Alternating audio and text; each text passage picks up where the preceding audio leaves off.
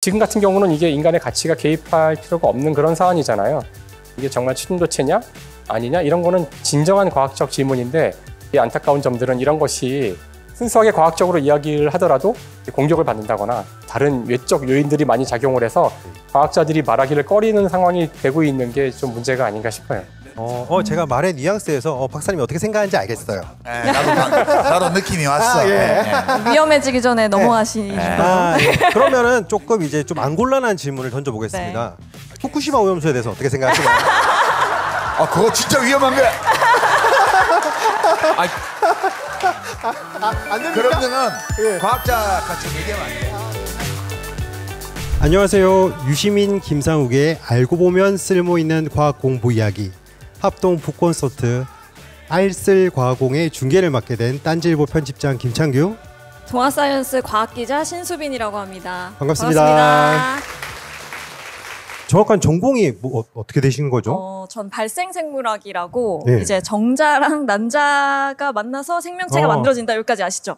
예, 거기까지 문과도 알아요. 예. 그 이후를 연구하는 분야에서 살짝 연구하다가 이제 과학기자 일을 하게 됐습니다. 그렇군요. 그러면은 이과생이 보는 유시민 작가님은 어떤지 궁금합니다. 저는 이제 유시민 작가님 책을 대학생 때부터 읽었던 것 같은데요. 예. 그러다 보니까 주변에 이공계생이 유독 많을 때 읽기 시작했어요. 예. 그때는 외골수인 친구들이 주변에 훨씬 많았거든요. 그렇죠. 많을 것 같아요. 예. 그러다 보니까 약간 어떻게 이 한 사람이 이렇게 다양한 방면을 다 두루두루 알 수가 있나 이런 생각이 좀 들었죠. 고개 끄덕이시는군요. 다들 끄덕이시네요. 그래서 반대도 궁금했어요. 네. 문과생이 본 김상욱 박사님의 이미지는?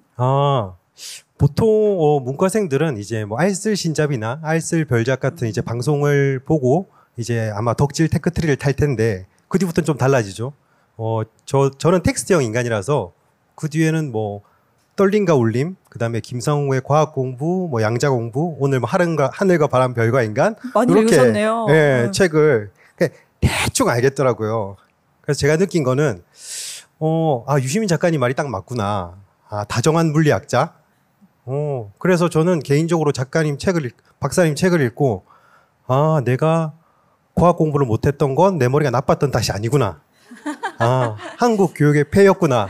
라고, 개인적으로는 박사님은 자존감을 찾아주신 분이기도 합니다. 역시 다정한 물리학자가 필요했다. 네. 이공계에 가기에는. 그렇죠. 예. 그러면 저희 수다는 한 요쯤 하고, 이제 작가님들 한번 모셔볼까요? 네. 그러면 하늘과 바람과 별과 인간의 저자 김상욱 박사님이랑, 그리고 문과 남자의 과학 공부, 나는 무엇이고 왜 존재하며 어디로 가는가, 유시민 작가님을 모십니다. 거의 연예인을 모신 것 같은. 그렇죠. 함성. 연예인을 모셨죠, 저희가. 저희가 방금 전에 밥 먹을 때도 저희도 이제 알쓸신잡 방송하는 거 이렇게 들으면서 밥 먹는 기분이었거든요. 네. 이렇게 모셨는데 저희가 자기소개를 한다는 거는 너무 민폐인 것 같고, 작가님들께 감히 오늘은 서로가 서로의 자기소개를 한번 부탁드립니다. 제가 이제 김상욱 선생님 소개하라고요? 네. 예. 참고로 단점도 말씀해 주시면 더 좋겠습니다. 예. 김상욱 선생의 유일한 단점은 비주얼이 좀 바로 얼평. 예. 상상도 못했네. 괜찮지만 저에 비해서 좀 떨어진다는 그런. 예. 라고 주관적으로 제가 생각합니다. 예. 그리고 이제 장점도 많은 장점이 있죠. 많은 장점이 있는데 이제 그 흔히 하는 말로 재물포라고 있잖아요. 쟤 때문에 물리 포기했어. 저는 중학교 때 이미 물리를 포기했거든요. 네. 고등학교 때는 물리 시간에 이제 몰래 도망쳐갖고 매점에서 빵 사 먹다가 뭐 교감 선생님한테 걸려가지고 혼이 났다든가 주로 그런 추억밖에 없어요. 근데 우리 김상욱 선생 덕분에 물리학이 이게 되게 재밌는 거구나를 제가 알았죠. 그거면 충분하지 않나요? 얼마나 많은 장점이 있어야 그걸 할 수 있겠어요. 그래서 제가 그 김상욱 선생님 같은 분한테 물리를 배웠으면 좀 물리학이 굉장히 다정하게 느껴졌을 텐데 그런 말을 한번 한 적이 있습니다. 그렇죠. 그 정도로 좋은 연구자로서는 제가 평가할 능력이 없고요. 티처, 교사로서 굉장히 유능한 분이라고 생각합니다. 물론 연구자로서도 훌륭하시겠죠. 네. 박사님 질 수 없죠. 단점을 포함해서 꼭. 아, 단점이 너무 팍 꽂혔어. 단점 처음부터 단점 이렇게 말씀해 상상도 못했어. 네. 아니, 원래 단점은 얘기 안 하려고 했어요. 원래는 이렇게 훈훈한 자리에서 굳이 단점을 그러니까 말을 하라고 하지만 안 하려고 했는데 또 굳이 말씀을 하시니까. 아, 좋아. 디스전. 아니, 사실 단점보다 장점이 훨씬 많으신 분인 건 분명하고 뭐 아주 작은 거지만 단점이 있다면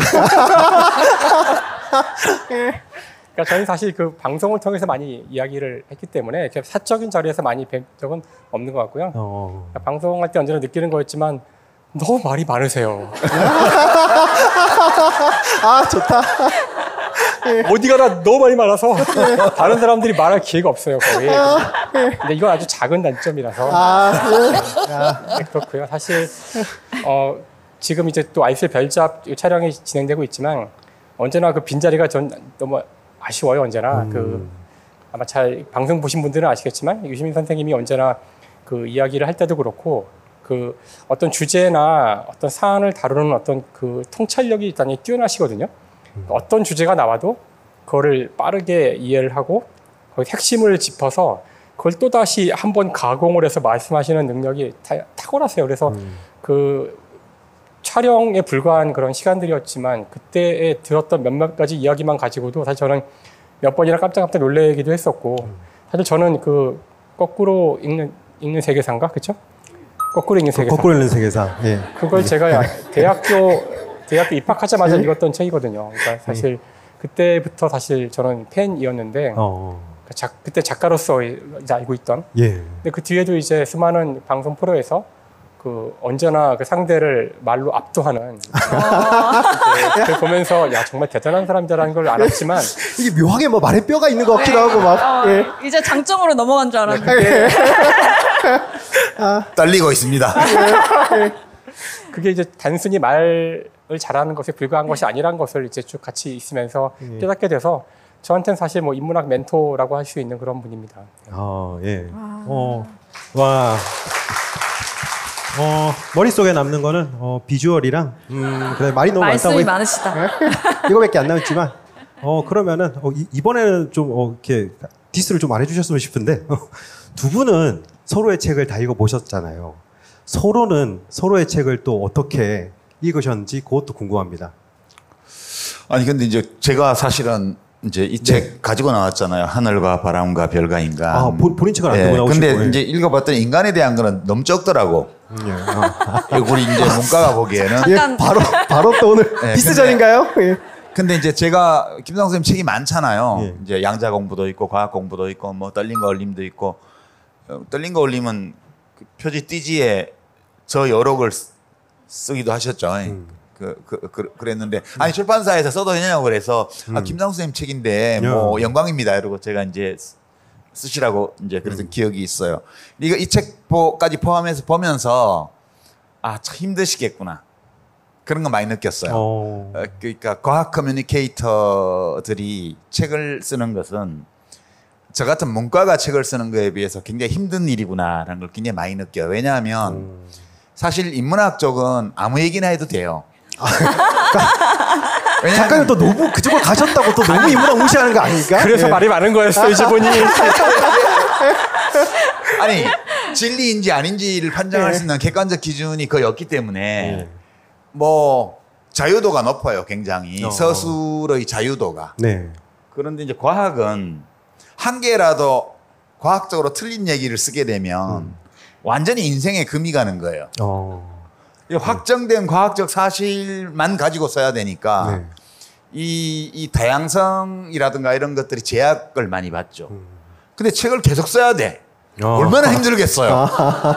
그래서 제가 이 책 보면서도 한 땀 한 땀 거기서 벗어나지 않고 오류가 없이 어떻게든 사람들에게 이 원자에서 인간에 이르기까지 정신에 이르기까지 이것을 하나 일관된 체계로 이렇게 사슬로 묶어서 전하기 위해서 엄청 노력하셨구나. 그런 거 이렇게 안 됐다고 생각합니다. 같은 책을 읽어도 또 이렇게 리뷰가 다르다는 게 이제는 그런 게 다 보이시는군요. 네. 반대도 궁금한데요. 일단 그런 거를 이제 알아주셔서 너무 좋아요. 그러니까 이제 그렇게 써도 보통 모르잖아요. 근데 이제 이런 것을 이해해주는 인문학 하시는 분이 생겼다는 것이 이제는 너무나 큰 힘이 되고 정말 막 그 감동에 막 물결이 불려오는데 일단 감사드리고요. 그리고 다시 듣는 줄 알았다. 그 다음에 이제 그 유시민 작가님 책 같은 경우 제가 이제 일부러 안 가져왔잖아요. 예. 왜냐면 제가 그 책을 읽고서 작가님이 원하신 대로 해야겠다고 생각을 했어요. 그 책의 맨 마지막에 보면은 이 책을 과학자들은 읽지 않으면 좋겠다. 안 읽은 척 하시는 거 아닌가요? 아니 과학 커뮤니케이터는 예외라고 그랬습니다. 저는 과학 커뮤니케이터이기도 하지만 과학자이기도 하기 때문에 좀 고민이 되는 지점이긴 했어요. 하지만 그래 시민쌤 말씀을 들어야지. 책을 읽지 말아야겠다. 끝인가요? 그 맥락이 이제 그 본인이 이제 너무 겸손하시다 보니 이 내용들을 과학자에게 보여주기는 좀 부끄럽다 이제 그런 취지로 쓰신 말씀이었고요. 사실은 이제 그 책을 이제 과학 커뮤니케이터는 읽으면 좋겠다고 하셨는데 그 이유가 뭐냐면 그 책에도 내용이 나와 있긴 하지만 사실 저희도 과학이 이제 어렵다는 사실을 알고 사람들이 과학을 잘 모른다는 사실도 알아요. 근데 뭘 모르냐면은 어떤 방식으로 모르는지를 몰라요. 너무 공감합니다. 정말. 그러니까 사실 그게 참 어려운데 사실 모를 수 있는 방법도 다양하거든요. 그러니까 아는 것도 다양하지만 모를 수 있는 것도 여러 가지 방식으로 그 톨스토이의 갑자기 문장이 떠오르네요. 그러니까 행복한 집안은 비슷하지만 안느 가르는가요? 네. 불행한 집안은 다 저마다의 이유로 불행하다처럼 정말 모르는 것도 저마다의 이유로 다 모르더라고요. 근데 이제 찔린다. 이제 문과분들이 어떤 지점을 어떻게 모르는지에 대해서 알려주는 부분들이 있어서 이 책이 그 과학을 하신 분들도 큰 도움이 될 것 같다는 생각이 들었어요. 일단 너무 감사드려요. 사실 이렇게 다른 분야에 계신 분이 우리의 분야의 이야기를 이렇게 진심을 가지고 이렇게 접근해 주는 건 그 자체만으로도 사실 굉장히 감사하고 기쁜 일이거든요.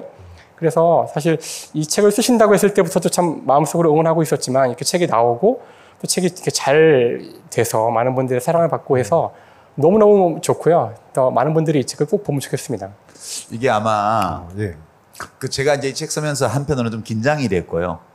그게 과학과 관련된 잡담이니까 이게 오류가 여기저기 명백한 게 있으면 굉장히 좀 혼나지 않을까? 그런 걱정도 한편 있었고 다른 한편으로는 제가 과학책을 읽어보니까 그 읽기 전에 생각했던 것보다 훨씬 재미있었거든요.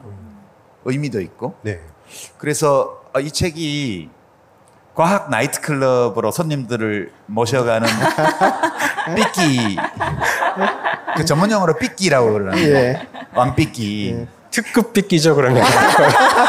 그래서 삐끼로서 괜찮으면 좋겠다라는 그런 이제 희망 같은 게 좀 있었는데 지금 김상수 선생님 말씀 들으니까 사람들을 그 과학적으로 꼬여들이는 효과가 좀 있나 보다 그런 생각이 들어서 좋네요. 거의 피리 부는 사나이급으로 막 다 데려가고 계신 것 같은데 지금.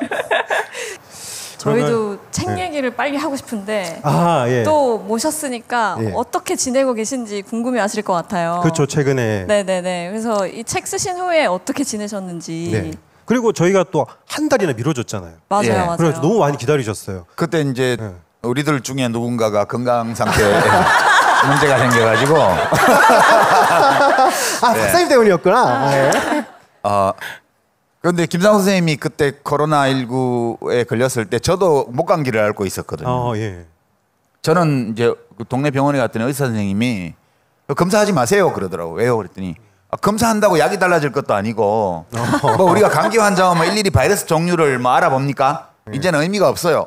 그러면서 그냥 감기약만 처방을 해줘서 저는 사실 그게 이제 한참 유행한다는 목감기인지 코로나인지도 모르고 그냥 지나갔어요. 그래서 어떤 연기돼서 이렇게 왔는데 한 달 동안 연기됐기 때문에 그 사이에 저는 런던에 놀러 갔다 왔습니다. 나중에 이제 나 유럽 도시기행 4권에 런던을 넣을 거기 때문에 답사 삼아 런던에 한 3주 가까이 갔다가 축구 돌아온 지 경기도 며칠 안 보셨고. 됐습니다. 예. 예. 행복하게 잘 지내고 있습니다. 예. 박사님은 코로나 이후에 저는 이제 몸이 안 좋을 때 이제 병원에 가봤고요. 예. 검사를 하는 바람에 이제 코로나라고 확진이 되었고요. 이제 그 바람에 지금 모든 책임을 떠맡게 됐는데 똑같이 아프고서 아무튼 그 코로나 걸리고 그러니까 그 코로나 그 뒤에 얘기고요. 전 책 얘기해야 되니까 책이 나오고서는 그 다음에 촬영이 시작돼서 지금 한참 방영 중인데요. 지금 아이스 별잡 촬영 중이라 이제 막 끝났어요. 촬영은 다 끝났고 이제 계속 아마 나가긴 할 텐데 그래서 이 여름을 그 뜨거운 여름을 아이스 별잡 찍느냐고 시간을 다 날리고 이제 오늘 개강인데 전 망했어요 이제. 방학 때 못 쉬고. 아 이거 어떡하지. 이게 전업 작가와 대학 교수의 차이예요. 저는 우리 아들만 계약했지 저하고는 아무 상관이 없어. 좋네요. 근데 두 분이 잘 지내신 것 같아서 여러 가지 의미로 다행입니다. 그리고 그 알쓸신잡 얘기하시니까 두 분 같이 있는 거 보고 싶은데 당분간은 힘들겠죠? 네. 아무래도 제가 좀 위험해서 이제 제가 좀 위험해서 이제 방송사 쪽에서 저 같은 사람을 데려다가 출연을 시키면 그러니까요. 아무래도 안 좋은 일이 있지 않을까요? 두 분의 브로맨스가 보고 싶은데 그건 좀 안타깝습니다. 사실 제가 방송하면서 김상우 선생님 알게 됐는데 그 전에 시즌 1에서 이제 정대성 선생하고 같이 다녔잖아요. 그때 정대성 선생은 뇌과학자신데 되게 재밌었어요. 과학자인데 되게 재밌어. 그리고 막 방송의 천재야. 정말 뭐가 이게 시청률을 올린다는 걸 너무 잘 아세요. 왜냐하면 오랫동안 강의도 해봤고 대중 강의도 많이 하신 분이어서 아주 잘 아는 거예요. 그래서 제가 같이 녹화를 하면서 몇 번이나 깜짝깜짝 놀랐거든요. 정대성 선생은 정말 방송을 잘 아는 분이고 잘 하는 분이다. 그 재밌었어요. 근데 김상우 선생님하고 시즌 3에서 만났는데 뭐 불안한데요.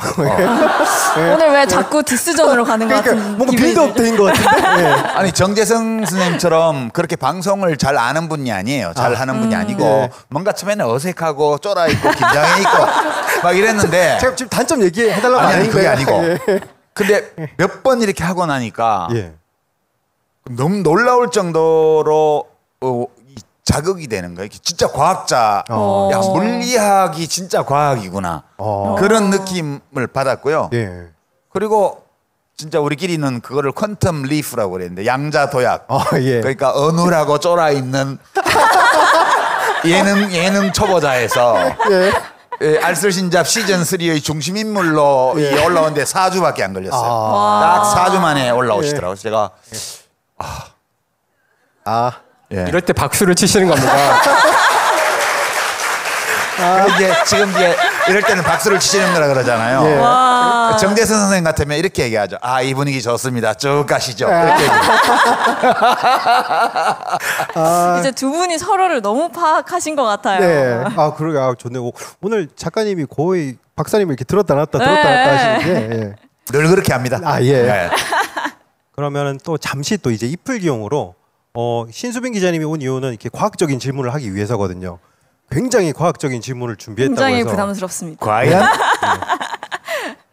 과학적인 질문 부탁드립니다. 제가 별건 아니고 주변에 설문조사를 한번 해봤어요. 모수는 7명인데 이과가 4명이고 통계적으로 과학적이잖아요. 전혀 과학적이지 않죠. 이게 문과가 3명, 이과가 4명인데요. 질문이 애인이나 뭐 배우자에게 지금 애인 있으면 곤란하신 분들이라.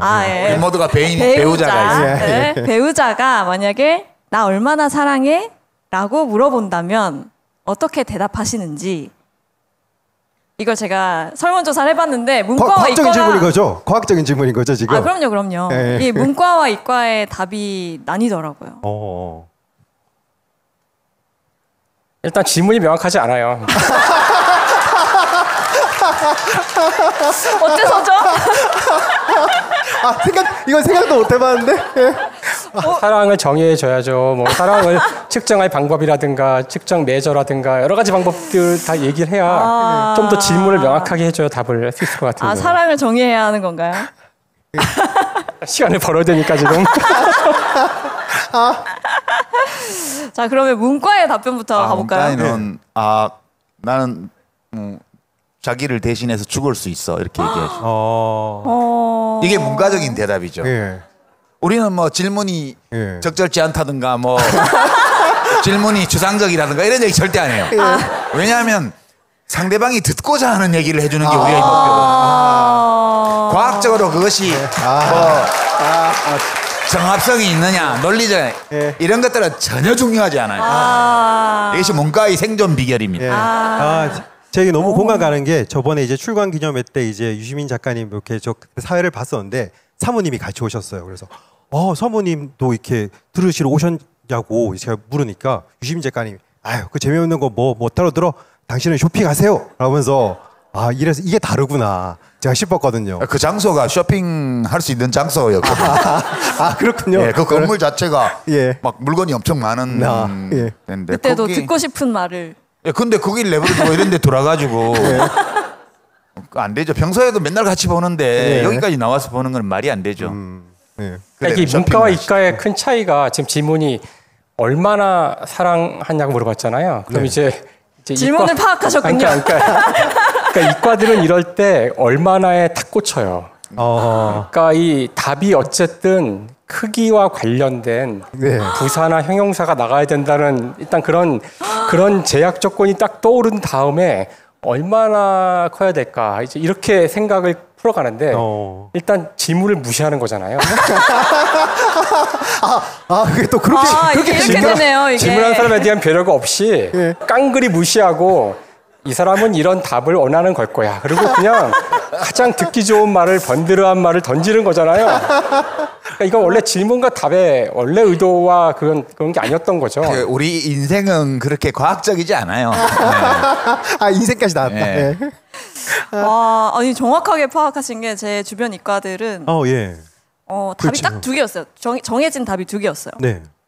우주만큼 아니면 무한대만큼. 그러니까 얼마나라고 했으니까 얼마나에 꽂힌 거예요. 얼마나에 꽂혀서 답을 해야 되는 거죠. 근데 문과는 답이 사람마다 달랐던 게 갑자기 막 이야기를 지어내면서 뭐 당신이 이런 상황에 있을 때 내가 이걸 해줄 수 있을 만큼 비슷한 답변을 다 하더라고요. 문과 이과의 차이를 알아보기 위한 네네. 질문이었군요. 비슷하게 답변을 하시네요. 저는 작가님 답변이 이렇게 엄청 공감되는데 이게 또 이렇게 감성의 차이가 있군요. 그러면은 정말 죽지도 않을 거면서 빈말이요 빈말 이런 거 그런 말이 아이고 인생의 절반은 빈말이에요. 이과가 또 빈말을 잘 못해가지고 빈말을 하는 게 얼마나 중요한데 살아가면서. 그래서 말이 많으신 거잖아요. 오늘 자리 배치뒀다 이렇게 하니까 이렇게 뭔가 전쟁에서 장군님이 막아주시는 것 같아요. 그러면 또 디스의 기회로 한번 또 간다면은 문과가 봤을 때 이과가 아쉬운 점, 이과가 봤을 때 문과가 아쉬운 점은 어떤지 2차전이네요. 네. 궁금합니다. 작가님부터, 유시민 작가님부터. 아니 뭐 이과 아는 사람이 없어요 제가. 저는 주로 다 문과 사람들하고 살았고 이과 출신은 제 아내하고 김상욱 선생밖에 없지 최근에는. 그래서 이과가 일반적으로 어떤지는 모르겠어요. 근데 제가 아는 이과 분들은 다 훌륭하세요.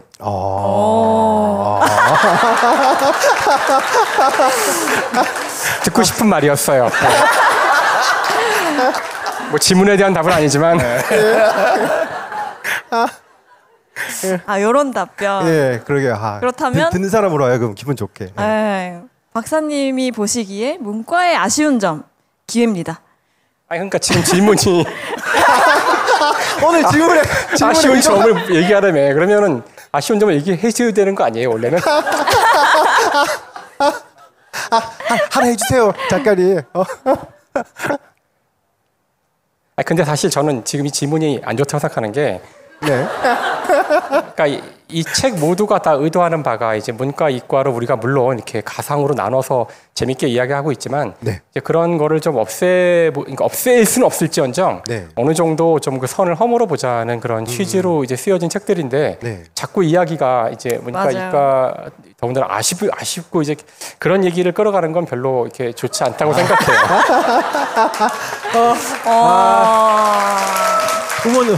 우문 현답이네요. 네. 그럼 저희가 질문을 바꿔보려고 합니다. 진행자 네. 선정이 잘못된 것 같아요. 진행자가 이렇게 문과랑 이과로 나뉘어가지고 예.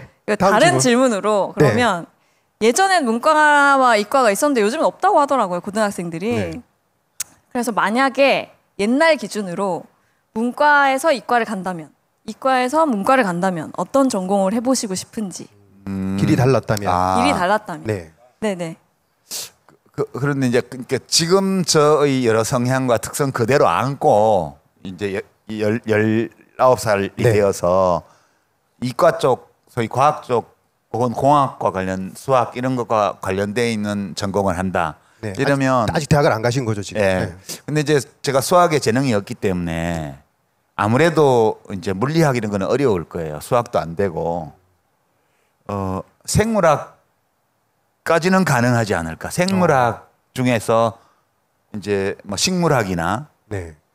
동물행동학이나 이렇게 수학적 도구를 별로 안 쓰는 이런 분야는 할 수 있을 것 같아요. 예. 반갑습니다. 예. 왜냐하면 최재천 선생님 말씀 들으니까 박쥐 연구하면 예. 박쥐가 매달려 있는 동굴 밑에서 이렇게 똥 떨어지는 거 피해가면서 이렇게 관찰하고 예. 그렇게 하면 된대요. 수학 공부 안 해도 된대요. 그래서 그까지는 될 것 같아요. 예. 지금 과학을 하겠다는 게 아니라 그냥 수학을 안 하겠다는 걸로 들리는데 역시 제가 오해한 걸까요? 얘기하셔. 예. 질문을 예리하게. 예. 박사님. 남의 아픔을 그런 식으로 계속 피가 튀고 있고요. 그러면은 김상욱 박사님 같으면 만약에 문과의 전공을 택한다면은 뭘로 택하셨을 것 같습니까? 저는 그런 질문을 많이 받았었고 네. 그때마다 이제 일관된 답을 해왔는데 네. 저는 다시 돌아간다면 아니면 앞으로도 남은 제 삶에 또 다시 기회가 주어진다면 역사를 공부할 거라고 언제나 얘기했어요. 역사. 이제 제가 가장 좋아하는 그 제 전공 말고는 역사학에 가장 관심이 많았고, 그러니까 역사학이라고 그러면 좀 애매할 수도 있는데, 네. 그러니까 정말로 현장에 가서 막 그 문헌도 직접 조사하고, 막 땅도 파서 막 고고학적인 발굴도 하고, 네. 막 그거 가지고 막 껴맞춰 가지고 이론도 만들고 이런 거 참 재밌을 것 같아요. 그러니까 역사의 지식을 많이 아는 것도 즐겁지만, 네. 뭔가 좀 더 직접적인 일들도 하면 좋지 않을까? 이제 언제나 제가 그 역사를 하고 싶다고 얘기했었죠. 네. 저 안 그래도 그 생각하면서 네. 김상욱 선생이 문과에 오면 문화인류학 같은 거 하시면 되게 괜찮을 것 같다. 그 고인류학 이런 거요. 네. 그 인문학에 들어간다 그러는데 과학을 굉장히 많이 쓰는 분야죠, 그게. 네. 근데 이제 굉장히 그 사고가 이렇게 체계적이고 네. 저처럼 이렇게 막 건너뛰어서 날아다니는 이런 게 별로 없어요. 그러니까 차근차근 모든 일들을 이렇게 밟아 나가기 때문에 네. 역사학 분야에서도 하여튼 고대사나 이런 쪽 하시면 되게 철저하게 잘하실 것 같다. 그런 느낌은 있었어요. 네. 근데 그쪽은 또 약간 또 과학기술 냄새가 좀 나잖아요. 그러니까 그렇죠. 지금 문과로 간다면 아예 문헌 같은 거 막 조사해서 하는 것이 더 재밌지 않을까 생각도 해요. 현장에 가서 하는 거는 아직도 과학 좀 느낌이 있기 때문에. 네. 문헌도요 가짜가 워낙 많기 때문에 중세 고대 문헌은 과학하고 또 과학 기술을 동원해야 돼요. 네. 무서워요 지금. 왜 그러세요? 결국 들어보면 바꾸시지 않는 것이 가장 좋은 걸로. 그러게요. 그럼 저희가 이제 여기 계신 분들 포함해서 많은 분들이 이 질문을 주셨는데 그 너무 많아서 저희가 한번 추려봤어요. 저희가 이 행사가 한 달 전에 한 달 반 전이죠. 7월 18일까지 그때 받은 질문을 모으다가 포기했는데 그때까지만 109,932자가 나오더라고요. 와, 그 다 보느라 눈 빠진 줄 알았어요. 글자 수로? 네, 글자 수로요. 그런 걸 왜 계산해요? 저 작가님 책 봐서 그런 거 이제 숫자 그냥 아래 한글에 나오지 않아요? 나옵니다. 틀리면 하면 나오죠. 저도 숫자 적고 싶고 그 과학책 두 분 책 읽으면 약간 그런 거 좀 민감해져요. 3.14, 1592 이런 것도 막 이렇게 보게 숫자에. 되고. 네. 그래서 그 중에 저희가 이제 어렵게 추려서 몇 개를 골라봤습니다. 네. 첫 번째 질문은 사실 김상욱 박사님한테 드리는 질문이었는데, 물리학자로서 인간 사회 전체를 총괄하고 과학과 인문학을 통합하는 책을 저술하면서 어려웠던 점이 뭐냐, 이런 약간 경험이 궁금하셨나 봐요. 한마디로 뭐 책을 쓰면서 가장 어려웠던 점이죠. 그렇죠. 네. 아니 뭐 너무 당연한 얘기겠지만, 그러니까 제 분야가 아닌 곳으로 가는 것이 주는 그 압박감이 너무 컸어요. 그러니까 지금까지는 대체로 물리에 대한 이야기만 가지고 책을 써왔다가, 이 책은 전면적으로 이제 물리학, 물론 그 다른 과학 분야긴 하지만 한 발짝만 그 제 선을 넘어가니까 모르는 게 너무 많았고, 특히 어떤 내용들은, 지식들은 어떻게 재가공하고 다시 배치한다고 하지만 실제 이제 문장으로 이걸 쓸 때 그 문장의 단어나 어떤 조사 같은 것을 실제를 모르기 때문에 약간 이게 조금만 이게 아다르고 어다르다는 말이 있잖아요.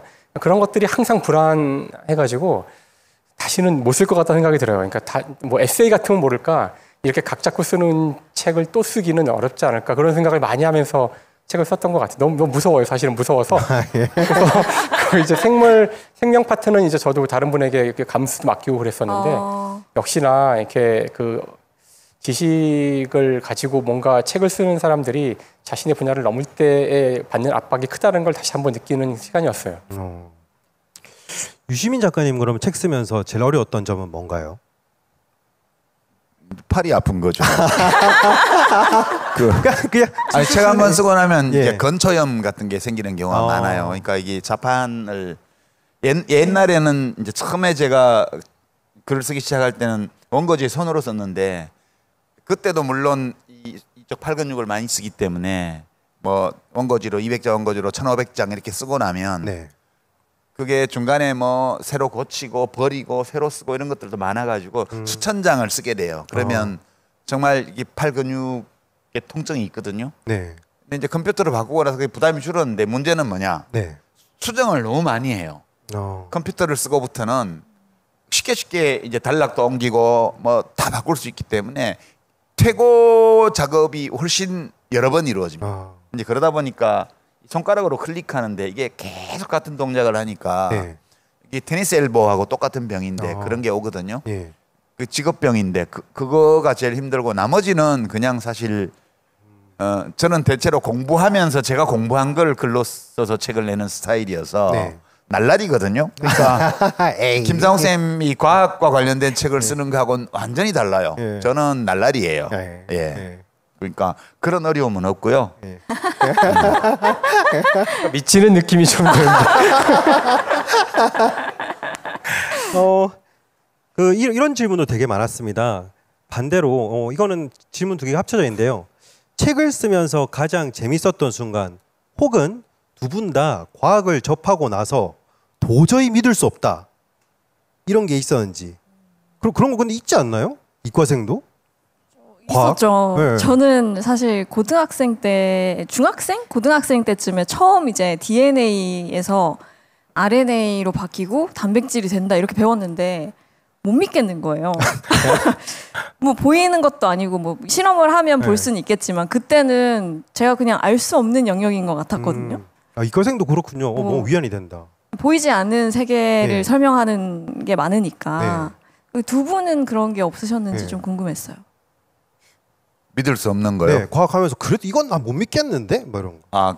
믿을 수 없다는 표현보다는 실감이 안 되는 거죠. 그러니까 그렇다는 것을 논리적이고 이성적으로 알겠는데 그게 와닿지는 않는 거죠. 예컨대 그 지금 안드로메다 우리 은하도 돌잖아요. 이제 밀키웨이. 그러면 우리 은하에 나선형 팔이 있고 그 뭐 팔 어디 후미진데 평범한 별 하나가 태양이고, 그 태양 주변에 지구가 돌고 있고, 그 위에 우리가 이제 지구 껍데기에 붙어서 이렇게 살고 있는데 표피에 이제 이게 영상을 보다 보면 걔네들 시뮬레이션 해가지고 엄청나게 빠른 속도로 태양이 공전하거든요. 그리고 이게 우리 은하 자체가 도니까 이거를 시뮬레이션을 해가지고 태양 주변을 이렇게 행성들이 도는 게 우리가 어릴 때 물리 시간에 배웠던 그림인데, 사실은 그게 아니고 태양이 뺑 가면 거기에 뭐 상어가 가는데 무슨 기생하는 물고기가 상어 이빨 청소하는 애가 따라가듯이 그렇게 태양계 행성들이 태양 주위를 돌면서 따라가는 이런 영상들을 보면 논리적으로는 이해가 돼요. 아, 그렇겠다. 예. 근데 지금 내가 저 위에 있단 말이야. 엄청 빠른데 막. 예. 그게 우리 KTX보다 더 빠른 속도로 지금 가고 있는데 전혀 못 느끼잖아요. 그렇죠. 실감은 안 되는 거죠. 신기한데 맞다고 생각을 하고 믿고 너무 신기하게 보는데 저 안에 내가 있다는 건 실감이 안 돼요. 과학 공부 책을 읽다 보면 그런 게 되게 많은 거예요. 제일 충격적인 거는 그거였어요. 그게 숫자로 이렇게 뭐 초속 몇 킬로미터의 속도로 가고 이런 거 볼 때는 그냥 그런가 보다 했는데 그 시뮬레이션 영상을 보니까 정말 헉 하는 소리가 저절로 나오더라고요. 저 위에 내가 있단 말이야. 그런 건 정말 실감은 안 돼요. 네. 문과로서 엄청 공감됩니다. 작가님도 그렇게 물리학자의 경험도 궁금합니다. 일단 제가 멈칫했던 이유가 믿는지 안 믿는지 그런 얘기를 과학에 붙여본 적은 별로 없어가지고 그러니까 이제 물론 과학자들도 어떤 이론을 믿는다라고 표현할 수도 있겠지만 보통 저희가 쓰는 표현은 아니거든요. 그러니까 진화론을 믿니? 이상한 표현인데 저희한테는 그러니까 진화론이란 거는 충분한 과학적 근거를 가진 이론이고요. 물론 다 설명할 수는 없지만 뭐 그런 거지. 이걸 믿냐고 물어보는 거는 그건 내가 믿어. 그러니까 믿는다는 거는 뭔가 그 어떤 근거가 없어도 그걸 내가 옳다고 인정할 수 있다는 뜻도 내포하기 때문에 되게 좀 약간 꺼려지는 그런 표현이었고요. 주여, 아멘, 할렐루야 이런 거지. 그러니까 아마도 그 지문의 의도가 질문의 정밀성, 지문의 의도가 너무나 이게 그 이상하거나 뭐 실험과 잘 일치하고 이론이 정합적이지만 도저히 이거를 받아들이기 힘든 그런 이론이 무엇인가 아마 이런 질문일 것 같은데요. 정확합니다. 근데 그것도 이제 제가 처음 과학을 시작할 때와 지금은 많이 바뀌었어요. 저는 이제 양자역학, 물론 양자역학은 물리학자들 다 누구나 아는 거기 때문에 양자역학을 거치면서는 정말 이상한 것이 있나 이 세상에? 뭐 그런 생각도 나중에 하게 돼요. 그러니까 그 아마도 여기 책에도 안 갖고 왔구나. 책에도 있지만 심지어 이제 유시민 선생님이 쓰인 책에도 나오지만 그 양자역학의 세계가 너무나 이상하다 보니 그런 것들을 자꾸 접하다 보면 하지만 그런 이상한 것들이 수많은 실험적 증거들을 갖고 있는 것들이잖아요. 그래서 이제 이상하다, 뭐 괴상하다에 대한 감각이 많이 무뎌지기는 했어요. 그러니까 끝없이 우리는 단지 이제 그것이 그 인간이 느끼기에 이상한지는 이제 중요한 판단 기준이 아니라는 것은 이제 알고 있거든요. 그러니까 내가 이상하다고 해도 뭐 별로 중요하지 않아요. 그거는 이제 중요한 게 아니고 끝없이 이제 증거가 무엇인지, 증거가 정합적으로 맞는지 이제 그런 것들만 자꾸 챙기게 되는 것 같아서. 이제는 좀 그런 질문이 조금 좀 이상하게 느껴지는 것 같아요. 그 질문이 그 말씀 드리니까 또 최근에 갑자기 LK99도 궁금해지네요. 그거는 아마 박사님한테 엄청 질문이 많이 갔을 것 같거든요. 왜냐하면 이거 질문에서 답변하면 다 욕 먹으시더라고요, 과학자분들이. 이거 지금 그 상문 초전도체 관련 업계에 이제 주식도 사는 분들도 많고 한데. 굉장히 조심스럽죠, 그죠? 돌 들고 쫓아올지도 몰라요. 그러니까 원래 이런 얘기를 자유롭게 할 수 있어야 되고 저희가 이제 양쪽 책에서 다 얘기하고 있지만 과학에는 원래 가치가 과학이 다루는 대상에는 인간의 가치나 이런 게 들어있지는 않거든요. 인간이 거기다 이제 의미나 가치를 부여하는 것인데 그래서 지금 같은 경우는 이게 인간의 가치가 개입할 필요가 없는 그런 사안이잖아요. 이게 정말 추진도체냐 아니냐 이런 거는 진정한 과학적 질문인데 지금 이제 우리 안타까운 점들은 이런 것이 그 과학적인 지문으로 다뤄지기가 힘든 상황이라는 게 참 마음이 아픈 것 같아요. 그러니까 이걸 그냥 순수하게 과학적으로 이야기를 하더라도 공격을 받는다거나 이제 제가 알기로는 여러 가지 뭐 다른 외적 요인들이 많이 작용을 해서 과학자들이 말하기를 꺼리는 상황이 되고 있는 게 좀 문제가 아닌가 싶어요. 제가 말의 뉘앙스에서 박사님이 어떻게 생각하는지 알겠어요. 나도 느낌이 왔어. 위험해지기 전에 넘어가시는 거. 그러면은 조금 이제 좀 안 곤란한 질문을 던져보겠습니다. 후쿠시마 오염수에 대해서 어떻게 생각하시나요? 그거 진짜 위험한 거야. 안 됩니까? 그러면은 과학자가 지금 얘기하면 안 돼. 왜냐하면 안 그래도 예산도 엄청 깎고 지금 그러고 있는데 지금 그 후쿠시마 오염수 비판하면 공산 전체주의래잖아. 근데 그런 오해를 과학자가 받으면 안 되잖아요. 그러니까 이런 건 문과가 대답을 해야 돼. 작가님 받아주실 겁니까? 네, 문과가 작가님이 대답을 막아주고 계시는 받아주실 겁니까? 네, 제가 이제 박수. 이제 제 말에 오류가 있으면 그것만 지적하세요. 그러면 안전해요. 우리 삶의 안전이 매우 중요하거든. 예. 받아주셨다. 나는 어차피 뭐 별인 몸이니까 어쩔 수 없죠, 그거는. 예. 아니 제가 이제 그것 때문에 궁금해가지고 이제 그 김성수 선생님한테 과학이 뭔지 배웠잖아요. 네. 과학은 사실의 집합이 아니고 마음의 상태래잖아요. 네. 그러니까 물질의 증거와 객관적 사실의 근거를 두고 논리의 규칙에 따라서 생각하고 의견을 발표하고 토론하고 또 오류를 발견해내고 그렇게 해서 우리가 파악하고자 하는 대상의 실체에 다가서는 것, 그런 마음의 상태가 바로 과학이래요. 제가 이제 맞죠, 그죠? 여기까지는. 네, 맞습니다. 뭔가 좀 불안불안한데, 네, 좋습니다. 약간 표현은 어긋날 수 있지만 취지는 그런 거죠. 이제 그런 걸 제가 배웠기 때문에 제가 좀 찾아봤어요, 며칠 동안. 이제 영국 갔다 와가지고 역시. 갔다 오니까 되게 시끄러워져 있더라고. 그래갖고 이제 그 후쿠시마 사고 원전 오염수에 어떤 방사능 물질이 들어있을 가능성이 있을까? 그리고 이제 후보 물질이 이미 인정된 것들이 대부분이죠. 삼중수소, 트리튬인가 뭐 그렇게 얘기를 하더라고요. 수소인데 원래 보통 수소는 원자핵에 양성자 하나만 있고 전자가 바깥에 하나 있고 그게 다예요. 99% 다 그 수소인데 그 중에 중성자를 하나 가진 놈이나 혹은 2개 가진 놈들이 있는 거예요. 이게 중수소, 삼중수소인데 얘네들은 불안정해, 애들이. 그러니까 자꾸 무너져, 붕괴해요. 그래갖고 이제 이게 그 헬륨으로 이렇게 변하면서 에너지를 내는 거죠. 뭐 베타선을 내는 놈도 있고 뭐 어떤 다른 애는 감마선을 내는 애도 이런 거래요.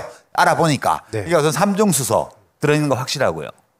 그다음에 스트론튬이라는 이 원소의 방사성 동위원소 만들어지고요, 원자로 해서. 그다음에 세슘의 방사성 동위원소 만들어지고요. 플루토늄의 방사성 동위원소 만들어지고 일반적으로 전부 원전에서 만들어지는 물질이라 그래요. 근데 후쿠시마 원전은 연료봉이 녹았잖아요. 그것까지는 확인됐어요. 그다음에 차폐 시설이 깨졌죠. 그리고 지금 이 오염수는 보통 차폐 시설이 되어 있고 그 온도가 통제되고 있는 원자로를 식히는 데 쓴 물이 우리가 보통 보는 냉각수고 그 안에도 삼중수소는 있죠. 근데 얘네들은 지금 그 깨진 그리고 연료봉이 녹은 그 사고 원전을 식히고 나온 물이에요. 그러니까 제가 말씀드린 4가지 주요 후보가 그 물에 다 들어있을 가능성이 있죠.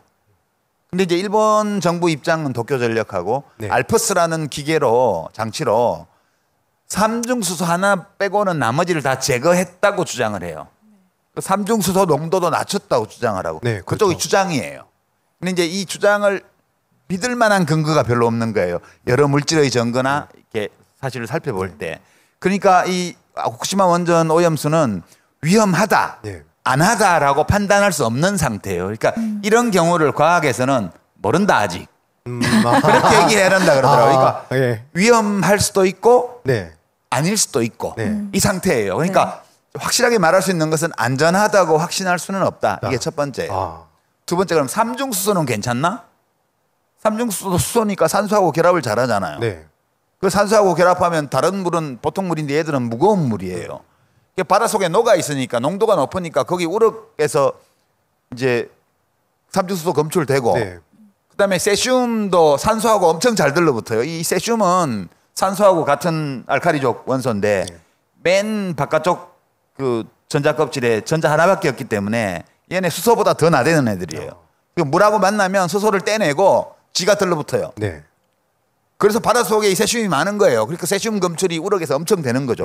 그러니까 이런 것들이 일본 측 주장대로 다 제거됐다 하더라도 지금 삼중수소는 남죠.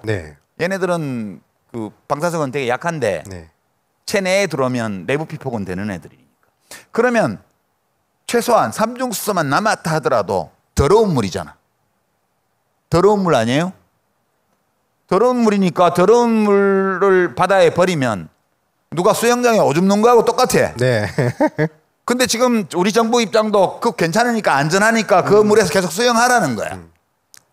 나 수영 안 할래라고 나오면 공산 전체주의 있어. 아니 뭐 이런 게 있어. 네? 아 박수 한번 주세요. 네.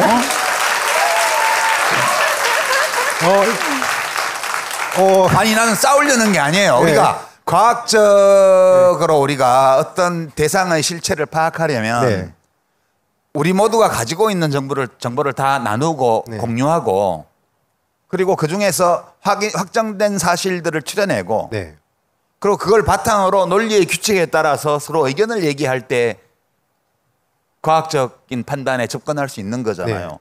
근데 왜 싸우자고 그러나 몰라? 그러게요. 제가 지금 싸우자고 이런 얘기를 한 게 아니고 이야기 좀 해보자고요.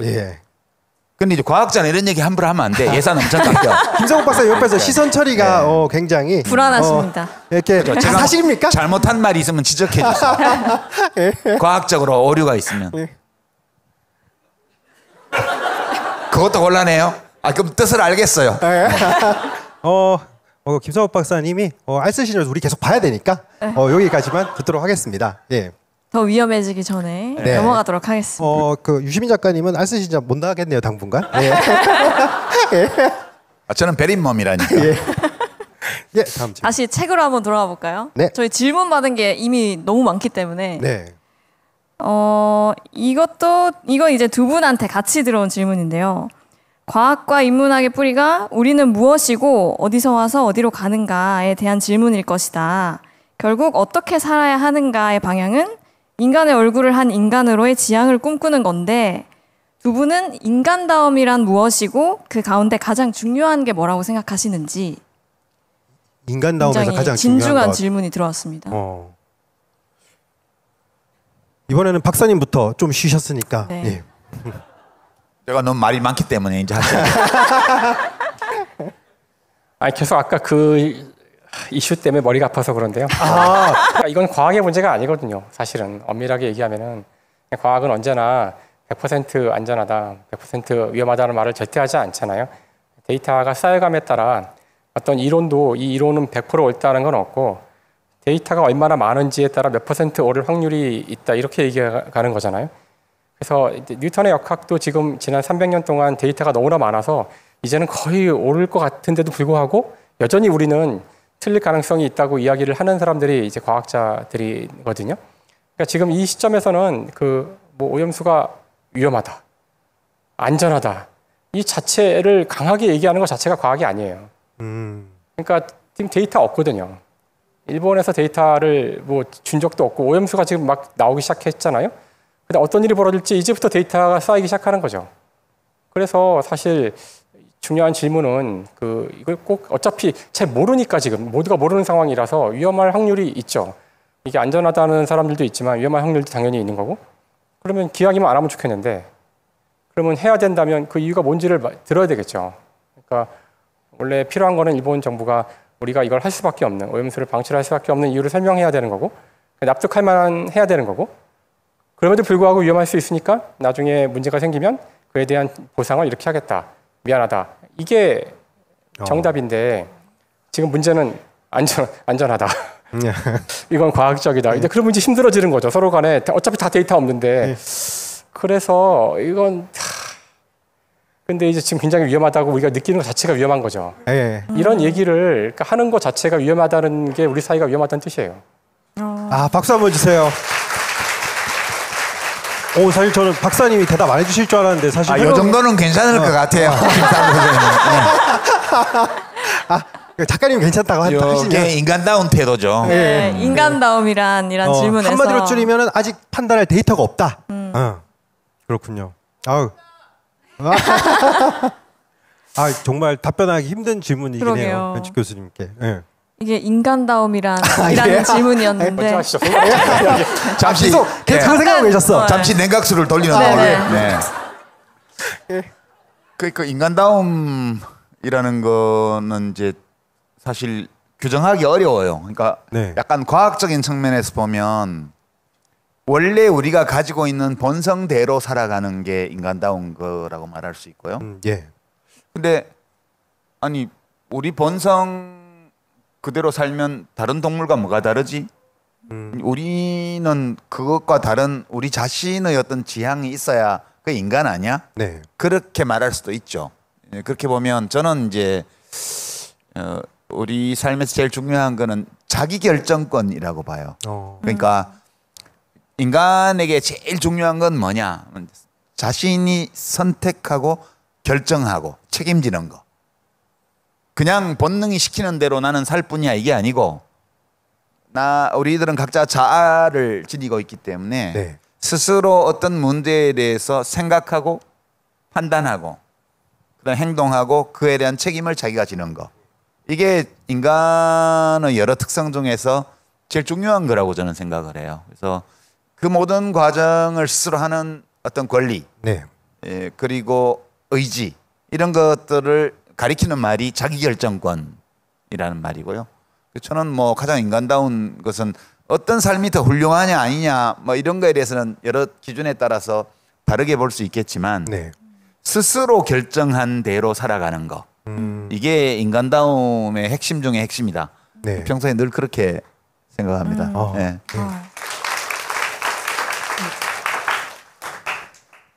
저는 기본적으로 이제 대부분의 추상 명사는 실체가 없다고 생각을 하기 때문에 그래서 이제 뭐 사랑이란 무엇인가, 뭐 인간다움이란 무엇인가 이런 것에 대해서 명확한 답을 언제나 내릴 수 없다는 그런 입장을 취하고 있어요. 그래서 인간다움이 무엇이냐고 저한테 물어보신다면 인간다움이란 무엇일까라고 끝없이 의문을 던지는 것이 인간답다고 생각해요.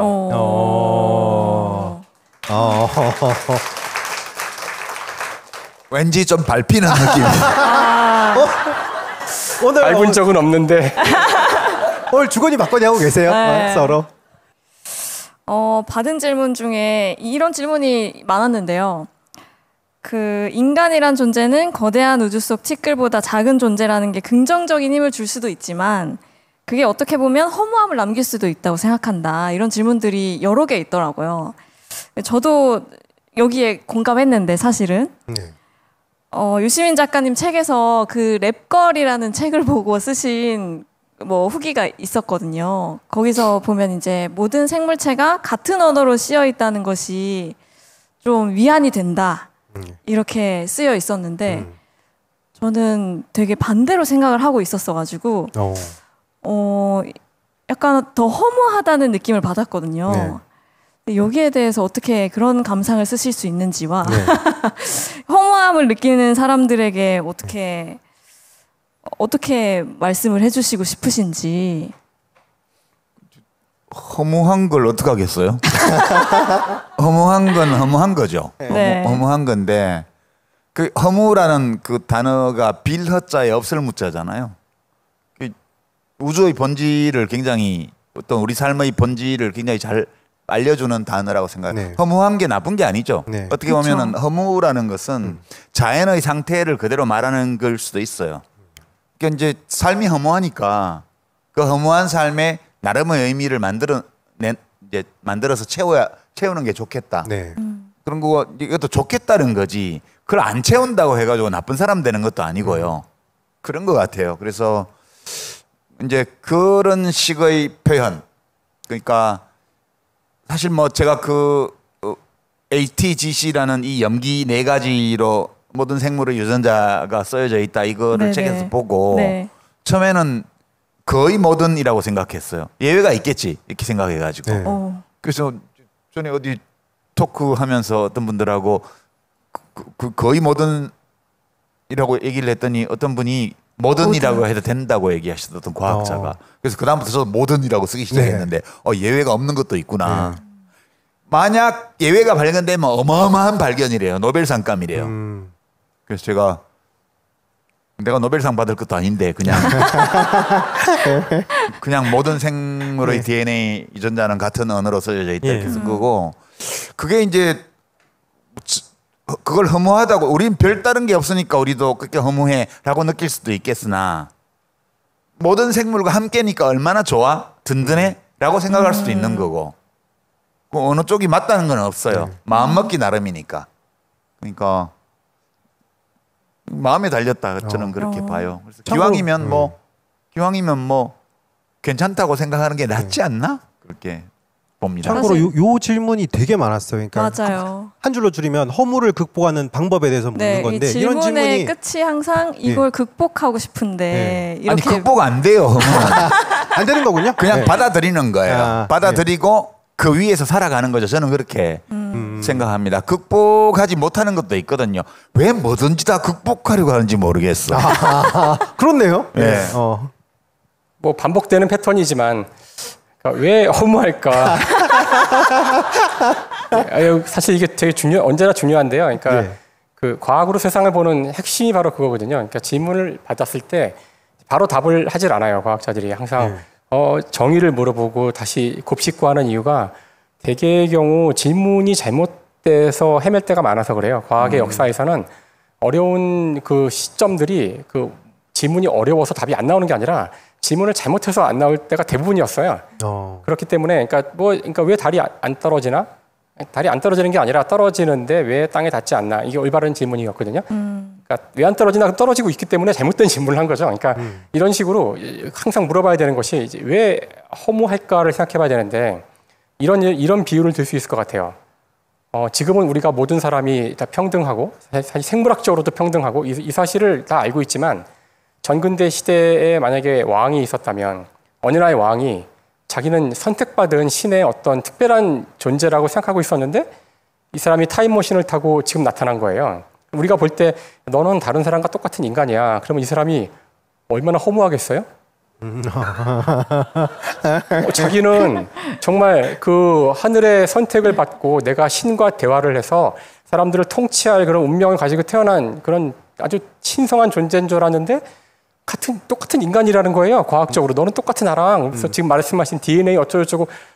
자, 이 사람이 느끼는 이 공허감은 어떤 의미 가질까요?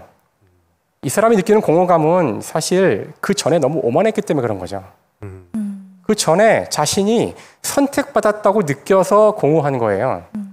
자, 그러면 우리가 느꼈던 과학의 발견의 역사에서 무수하게 느꼈던 공허감들이 있잖아요. 우리는 이 우주의 중심이 아니고 우리는 특별한 생명체도 아니고 인간이 하는 여러 가지 이 지능도 기계가 똑같이 또는 더 잘할 수도 있고 이럴 때마다 느끼는 공허감과 허탈감은 사실 곱씹어보면 우리가 그만큼 오만했다는 뜻이기도 해요.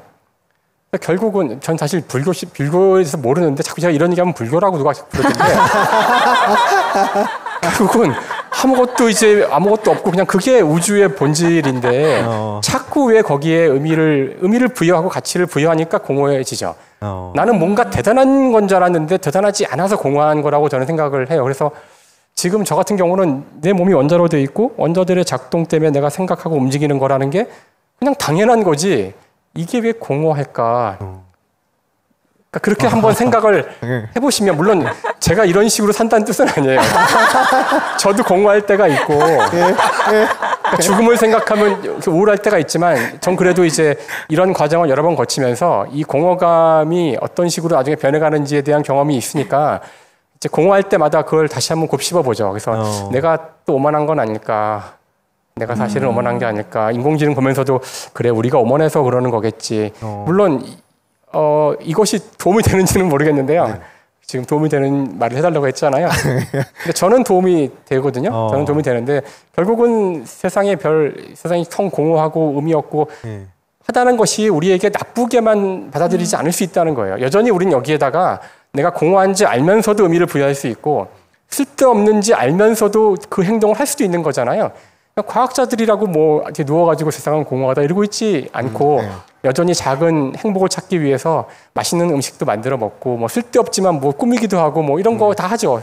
향수도 뿌리고 여기도 앉아서 지금 이렇게 다섯 곳에 앉아서 예쁜 말도 해보고 이런 게 다 공허하고 의미 없는 일일 수 있지만 거기에 또 이제 의미를 부여해서 살아가는 게 이게 공허를 극복하는 시지프의 신화의 결론과 같다고 생각해요. 다 헛된 일이지만 시지프는 즐겁게 그 일을 할 수 있거든요. 그게 결국은 인간이 결국 이 우주에 대한 그 모든 사실로부터 깨달아야 되는 마지막 진리가 아닐까. 세상은 공허하고 하지만 별 문제 없어요.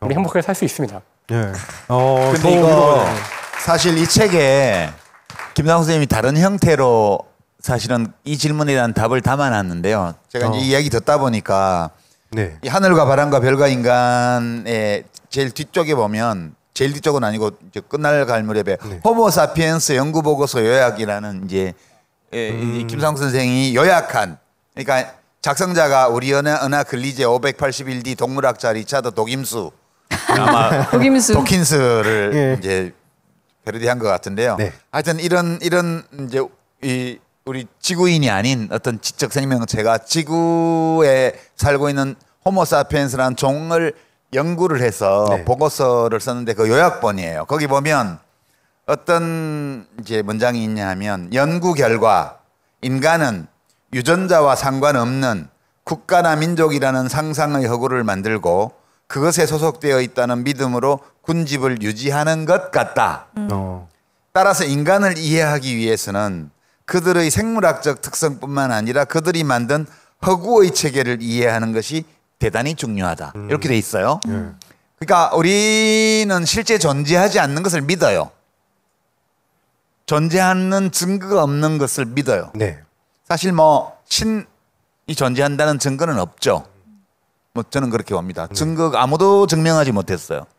인권 같은 것도 존재하지 않아요. 물질로는. 네. 그냥 인권, 평등 이런 거, 만인의 평등 이런 거요. 그냥 우리가 있다고 믿기 때문에 그것이 있는 것처럼 행동하는 거죠.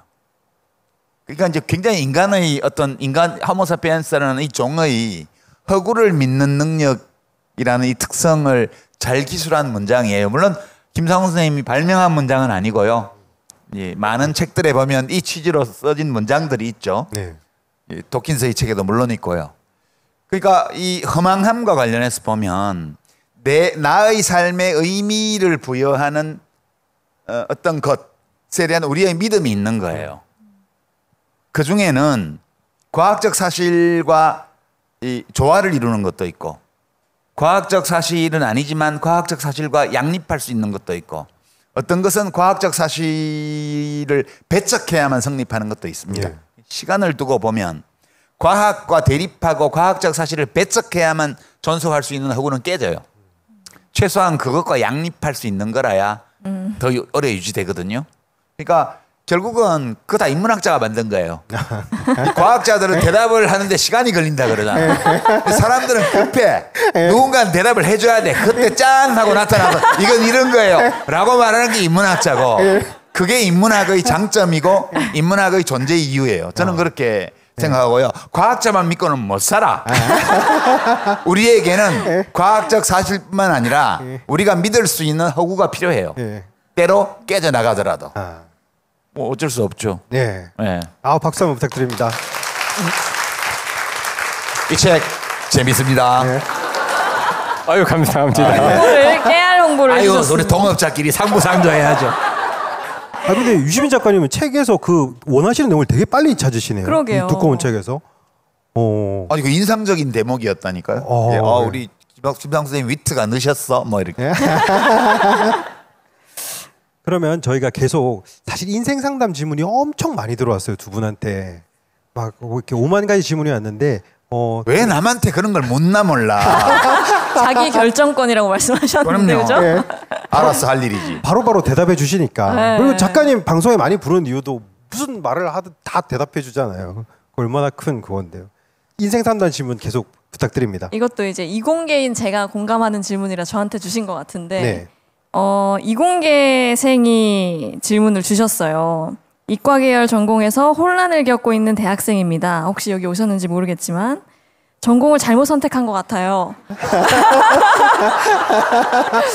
어떻게 하면 좋을까요? 이런 질문을 주셨더라고요. 문과생은 이런 고민 잘 안 하는데 그냥 수긍하지 뭐. 내가 뭐 이렇게 왔지 뭐. 예. 바꿔야죠 그러면. 명쾌하죠? 문이과가 일치합니다. 바꿔야죠. 명쾌하죠. 그 대답은. 예. 이 문과생은 잘 하지 않는 고민이라고 하셔가지고 사전에 만났을 때 저희 문과생은 정말인가요? 수긍해요. 딴 데 그 갈 능력이 안 되거든요. 굳이 뭘 옮기거나 할 게 힘들어요. 이과생은 자주 점프가 가능합니까? 점프가 대학생 때는 가능한 것 같으니까 이제 두 분도 네. 바꾸라고 네. 하시는 것 같아요. 요즘 세상이 힘들어서 그런지 그렇게 이렇게 자기가 뭔가 인생의 잘못된 길을 전공을 했는데 어떻게 해야 되지라는 질문도 많았고요. 그리고 좀 구체적인 질문도 많이 나왔습니다. 이거는 또 이제 문과의 고민인데 조금 구체적입니다. 챗 GPT나 미드 저니 같은 AI 인공지능 때문에 생계가 걱정되는 예술인입니다. 네. 두 분이 지금 이런 위치세요. 요런 고민을 이렇게 받아주셔야 하는 위치입니다.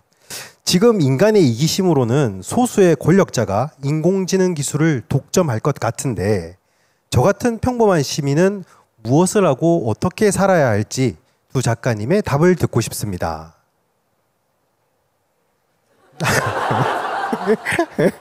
어려운 질문이죠. 저도 어렵다고 생각해요. 먼저 하시죠. 먼저 답을. 이게 이제 사실 저도 이제 젊었을 때부터 상당한 기간 동안을 이 정당화하기 어려운 불평등을 어떻게 해결할 수 없을까 이거에 굉장히 큰 관심을 가지고 이제 나름대로 뭘 해보려고 노력도 하고 이렇게 했었는데 필요한 노력이죠 언제나. 근데 이게 굉장히 어려운 이유가 진화생물학 책을 보다 보니까 사회적 위계와 서열을 만드는 본성 이것이 인간이 가지고 있는 가장 뿌리 깊은 바꾸기 어려운 본성 중에 하나라고 돼 있더라고요. 그러니까 이게 우리가 침팬지하고 공유하고 있는 특성이거든요.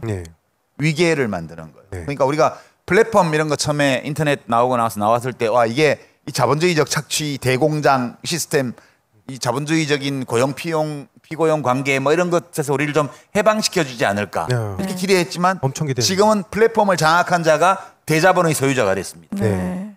그죠? 그리고 무슨 그 해외여행 가려고 인천공항 갈 때 카카오 벤티 같은 거 부르면 10%를 떼가잖아요. 그러니까 새로운 형태의 서열과 위계를 만드는 거지 이런 새로운 기술이 등장했다고 해서 위계와 서열이 사라지는 건 아니라는 걸 다시 확인하는 거죠. 챗 GPT가 되었던 뭐 인공지능이 되었던 뭐 무슨 인공지능 탑재한 로봇이 되었던 이런 것이 들어오면 저는 마찬가지 결과가 나올 거라고 봐요. 지금 이 질문하신 분이 걱정하는 것처럼 그렇게 되리라고 봐요. 한때 저는 새로운 과학기술의 발전 때문에 이 자본주의적 착취제도가 무너지지 않을까. 자본주의적 착취제도가 사회주의 혁명이 아니라 과학기술의 발전 때문에 무너질 수도 있어 라고 한때 살짝 기대도 했는데 아닌 것 같아요. 그래서 이 질문은 진짜 대답하기 어려워요. 이거 인간이 사회적 계급과 위계가 발생한 이후에 수천 년 동안 고민해온 문제인데 여태 해결책을 못 찾고 있는 문제고 이제 약간의 그런 개선책들을 이리저리 마련해서 좀 진도가 많이 나간 사회도 있고 우리처럼 좀 진도가 덜 나간 사회도 있고 그렇게 그런 노력을 할 수밖에 없는 문제이고 그런 사회적 노력이 지속되는 가운데 개인의 삶은 그 모순이 없어져야만 개인의 삶이 행복해질 수 있는 건 또 아니거든요. 그러면 영원히 행복한 삶을 못 살아요. 사회적 모순과 이런 불합리가 있는 중에서도 우리는 각자는 내 삶의 의미를 찾아 나가야 되거든요. 그런 마음으로 해나갈 수밖에 없지 않나라는 다소 우울한 대답을 드릴 수밖에 없는 것 같아요. 문과로서 최근에 느끼는 그런 감정이에요, 이게. 역시나 어려운 이제 주제잖아요. 모두가 좀 가장 관심 있어하는 주제이기도 한데 이런 걸 주제로 사실 수많은 그 대담이나 수많은 책이 쓰여졌어요. 그러니까 주로 이제 우리가 흔히 얘기하는 문과, 이과 분들이 나오셔서 이 주제를 가지고 서로 토론을 하거나 그 제가 본 책 중에는 그 유명한 철학자 그 알랭드 보통이랑 이과 쪽에서는 그 스티븐 핑커 뭐 이런 사람들 나와서 막 논쟁하고 할 때 보면은 한 가지 재미있는 점이 있는데 일단 그 문과라고 할 수 있는 분들은 이런 기술 발전에 의한 이런 미래의 모습을 굉장히 비관적으로 보시더라고요. 전체적으로. 비관적으로 봐서 최대한 이걸 통제하고 어떻게 하든 아니면 안 하고 이제 이런 쪽으로 많이 보시고 이과 쪽에 있는 사람들은 일단 전체적으로 되게 낙관적으로 봐요. 낙관적으로 봐서 이게 지금은 안 좋을 수도 있지만 결국은 잘해서 우리가 이걸 가지고 유토피아를 만들어 보자. 근데 이게 이제 그 사실 그런 비전이 없으면 과학을 안 하겠죠. 그렇게 볼 수 있어요. 사실 우리가 과학자가 왜 이걸 하냐고 물어보면은 결국은 잘 되길 바라서 하는 거지. 내가 열심히 했는데, 그러니까 오펜하이머처럼 열심히 했는데 결국은 이거 자본가들이 다 가져가서 착취의 도구로 쓸 거란 걸 알면 안 하겠죠. 근데 일단 만들 때는 다들 이거 가지고 잘 돼 있을 거야. 챗GPT건 인공지능이건 결국 우리 인간은 일을 안 하고 그다음에 기계만 일을 하는 미래가 오지 않을까? 그러니까 이 부분이 항상 그럼 이제 이렇게 얘기를 하면 전 이제 그 이과 사람들의 그 나이브한 생각이라는 이야기를 물론 그렇게 그럴 수도 있고 또 한편으로는 그게 이제 이과 사람들에는 어떤 정체성이기도 한 거죠. 그걸 그렇게 생각하지 않는데 네가 그 일을 한다 그러면은 그건 말이 안 되는 거잖아요.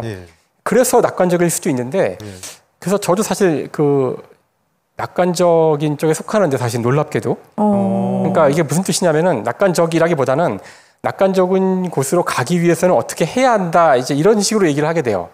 제 어법도 그래요. 근데 이제 보니까 유시민 선생님도 제가 만났던 많은 문과 분들이 마찬가지로 이제 비관적이다 이건 과학을 배우고 나서 안될 것 같다. 근데 저도 그렇게 말씀하시는 이유를 충분히 알겠거든요. 근데 그럼에도 불구하고 저희는 이제 말하는 투가 비관적인 미래가 예상되긴 하지만 그래도 이렇게 하면 잘 되지 않을까요? 이렇게 갑시다. 그래서 이런 좋은 미래가 있는데 뭐 이렇게 얘기를 하게 되더라고요. 그래서 이거야말로 정말 우리가 이제 이런 책들을 썼던 이유 중에 하나죠. 그러니까 이런 주제야말로 진짜로 같이 만나서 얘기를 해야 돼요. 진짜로 양쪽 다 답이 아닐 수도 있고 서로 간에 생각하는 지점이 한쪽으로 깊이 생각해서 나오는 답들이기 때문에 아마 실제로는 더 복잡할 수 있으니까 더 많은 토론이 필요할 것 같은데 그래서 사실 이런 얘기를 들을 때마다 저는 그렇죠. 되게 당장은 우울하고 그다음에 당장 직장 일자리를 잃는 사람들이 있겠지만 그런 일은 지난 200년간 수없이 되풀이되었던 일들이고 그때마다 우리 인간은 그걸 잘 헤쳐왔다고 생각하거든요. 무슨 뜻이냐면은 기계가 인간의 일을 대신해 가면 인간은 어떤 식으로 이 문제를 해결하냐면은 바로 상상의 가치로 해결을 해왔어요. 언제나. 어차피 나보다 기계가 더 잘하는데 그 기계랑 경쟁해봐야 상대가 안 되거든요. 그러면은 그 동네를 떠나는 거죠. 떠나서 기계가 하지 못하는 즉 인간의 상상의 영역으로 쭉 가왔다고요. 무슨 뜻이냐면은 그 대부분의 그 산업 국가들이 지난 100여 년 동안 1, 2차 산업의 인구가 줄면서 3차 산업이 늘어났거든요. 지금은 우리나라는 3차 산업이 거의 90%에 가깝고 1, 2차 산업은 거의 없어요. 그 이유는 모두가 알고 있지만 조선시대 95%가 농민이었지만 지금은 여기 농민 계신가요? 웃으시잖아요. 그러니까 기계들이 하고 있는 거죠. 그러니까 사실 3차 산업이 늘어났다는 뜻이 3차 산업이란 것이 바로 대부분 인간의 상상으로 만들어낸 직업들이에요. 왜 우리는 오마카세에 가서 그 많은 돈을 쓸까요? 제가 어릴 때는 오마카세 안 갔거든요. 하루 3끼, 그러니까 그 식당은 끼니를 해결하는 곳이지 가서 멋있게 뭐 사진 찍고 그런 데가 아니었지만 그곳에 가서 우리가 그 돈을 써야 한다는 믿음을 만들어서 비즈니스를 만든 거죠. 왜 우리는 옷을 이렇게 그렇게 많이 갖고 있죠? 옛날에는 한 사람당 옷이 몇 개 안 됐거든요. 일반인들은. 하지만 지금은 1인당 거의 옷이 한 50개 정도 있잖아요. 50벌에서 100벌 정도. 옷을 매일같이 갈아야 입어야 한다는 새로운 상상을 만들어낸 거죠. 사실 이미 인간은 지난 한 100여 년 동안 기계가 우리의 직업을 뺏어갈 때마다 끝없이 새로운 상상으로 만들어 왔어요. 새로운 살길들을 만들어 왔어요. 그래서 아마 이런 식으로 계속 갈 거기 때문에 근데 조금만 더 생각을 하면은 얘기가 더 길어질 것 같아서 끊으려고 하는데요. 결국은 핵심은 이런 식으로 계속 그 가는 방식으로 가는 것이 답이 아니고 더 좋은 답은 그냥 일을 안 하면 되는 건데 그건 더 긴 논의가 필요해서 그래서 저는 결론적으로는 좀 생각을 잘 하면은 낙관적인 미래도 가능할 수도 있고 정말 잘하면 지금 우리가 정말 인간이 해서는 안 될 그런 노동을 안 하게 된 것도 다행이잖아요. 19세기에 우리가 보기에 인간이 해서는 안 될 일들을 인간이 했어요. 수많은 인간들이 어깨에 짊어지고 말이나 소가 할 일을 해왔지만 지금 안 하잖아요. 그래서 왜 우리가 지금 이 단계에서 인공지능을 개발해서 또다시 그렇게 잘 인간이 하지 않아도 될 일을 안 하는 시대로 가는 걸 못할까? 오히려 지금이야말로 머리를 맞대서 권력관계 문제가 문제라면 그걸 해결을 하는 방법을 찾아야지 그거를 기술을 거부하고 하는 것은 너무 좀 나이브한 생각이 아닐까? 문과가 잘못됐네. 아니 제가 근데 굉장히 중요한 지적이라고 생각해요. 이게 잘못하면 정말 우리 모두 노예가 될 수도 있으니까. 일을 하지 않는 미래까지 생각하시는 거군요.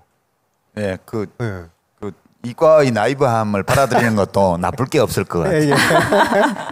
아니 괜찮잖아요. 사실 저도 좀 우울하게 얘기를 했지만 우리가 박물관 같은 데 가보면 사실 100년 전과 지금을 비교하면요. 말도 안 돼요. 비교 자체가 말이 안 돼요. 그러니까 제가 최근에 런던에 가서 거기 이제 초상화 박물관 미술관이라고 국립시설이 있는데 공짜예요, 공짜. 제가 몇 번 갔는데 제가 좋아하는 분들 보러 거기 그 울스턴 크래프트라는 이제 영국 역사 최초의 페미니즘 책을 쓴 분 초상화가 한 5개쯤 있더라고요. 저기 앨런 튜링도 초상화 1개밖에 없는데 사진. 근데 그 울스턴 크래프트는 메리 울스턴 크래프트 그 딸라타가 돌아가셨는데 그분이 30대 때 그 딸이 프랑켄슈타인을 쓴 작가예요. 메리. 예. 메리 셀리요? 예. 그런데 왜 영국 사람들이 그 국립 초상화 미술관에 다윈도 초상화가 1개밖에 없는데 거기에 메리 울스턴 크래프트의 초상화가 5개나 있대. 제가 본 것만 해서.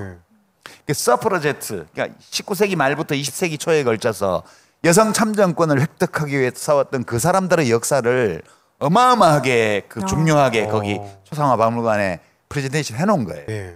제가 보면서 저게 100년 전이야. 1928년도에 영국이 남녀 동등 참정권을 줬기 때문에 100년도 안 됐어요, 아직까지. 이 100년에 이렇게 바뀌는구나. 불과 100년에. 그러게요. 그러니까 우리가 이상적으로 생각하는 만큼 이 인간 세상이 더 정의롭고 평등하고 그런 고른 세상으로 가지 못할 수 있죠. 우리가 이상적으로 그리는 사회와 비교하면. 그러나 우리 자신이 거쳐왔던 30년 전, 50년 전, 100년 전하고 비교하면 우리 삶의 모든 영역에서 어마어마한 진보가 이루어졌다는 것을 느낄 수 있어요. 저는 거기서. 지금 그냥 라이브한 게 아니고요. 저는 어찌 보면 우리의 인간의 문명사가 가지고 있는 어두운 측면을 좀 강조해서 얘기를 한 거고요. 좀 과학자인 우리 김상욱 선생님은 객관적으로 검증할 수 있는, 확인할 수 있는 긍정적인 측면을 말씀하신 거라고 저는 봐요. 근데 이쪽 어두운 면에 눈을 두고 열심히 투쟁하고 노력한 분들이 있었기 때문에 이 밝은 면을 보아왔던 분들의 기대 중에 일부라도 충족될 수 있었던 면도 또한 있습니다. 그래서 양쪽 모두 진짜 필요한 것 같다. 이런 전망이 없이는 싸우기 어려울 거고요. 지금은 정말로 마치 그 시민혁명이 있기 전에 그 철학과 사실 원래 철학과 그 문학이 먼저잖아요. 그러니까 루소가 사회계약론을 쓰고 그다음에 상권 분립에 대한 이론들이 당시 말도 안 되는 거죠. 지금 왕이 살아있는데 무슨 얼어 죽을 그런 이론들이 나왔기 때문에 나중에 그 이론을 이제 실제로 실현시키는 그런 시민혁명이 일어나는데 지금 우리에게 사실 필요한 게 이제 뭐 자본주의가 언제 끝날지 모르겠지만 뭔가 새로운 체제에 대한 그러니까 지금 과학기술의 극단적인 발전이 있는 이 시기에 그런 그 당시에 사회계약론을 썼던 그런 기분의 책들이 방법이잖아요. 저는 이제 이상을 얘기한 거고 사회학자들이 방법에 대한 얘기를 좀 해줘야 돼요. 새로운 우리의 체계, 새로운 사회 체제 이런 것들에 대해서 좀 대안을 내고 서로 토론하고 말도 안 되는 것 같지만 사실 원래 그런 것들은 다 말도 안 되기 시작하는 거잖아요. 처음에는 대부분 말도 안 되는 거여서 여자들이 무슨 투표권. 그러니까 이제야말로 기계가 다 일을 하는 그런 시대가 온다면 어떤 사회 시스템이 필요하고 어떤 세금을 어떻게 걷어야 되고 그런 것들을 부를 어떻게 통제해야 되고 그런 좀 미래 전망에 대한 이런 문과분들의 많은 저작과 그런 노력들이 꼭 있으면 좋겠어요. 아니 문과이과가 중요한 게 아니고 구분하려고 그랬는데 아니 제가 그 문과남자의 과학 공부에 탄소 얘기 써놓은 거에 대해서 많은 분들이 물어보시더라고요. 최재선 선생님하고 제가 이제 만났는데 최재선 선생님이 유튜브 봤습니다. 저보고 그 탄소를 제가 유능한 정도라고 그랬잖아요. 그래서 생명 탄생의 그 주역이 됐다고. 그러니까 이제 탄소처럼 될 수 없냐고 저보고 물어보시더라고요. 그러니까 저는 치우친 대로 살래요라고 대답을 했어요.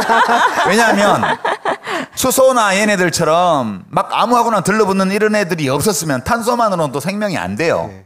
그러니까 이 세상이 굴러가려면 딱 중용의 도를 지키는 사람들만 있어갖고 세상이 안 굴러가요.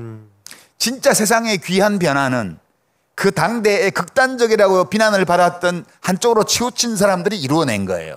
저는 그렇게 보고요. 제가 그렇게 심하게 치우친 삶을 살기 어려운 살 능력이 부족한 사람이란 게 때로는 좀 아쉽긴 한데 그러니까 중용을 지키는 사람을 우대하고 한쪽으로 치우친 사람들을 폄훼하는 이 사고방식은 완전 잘못되었다. 내가 안 좋아할 수는 있어요.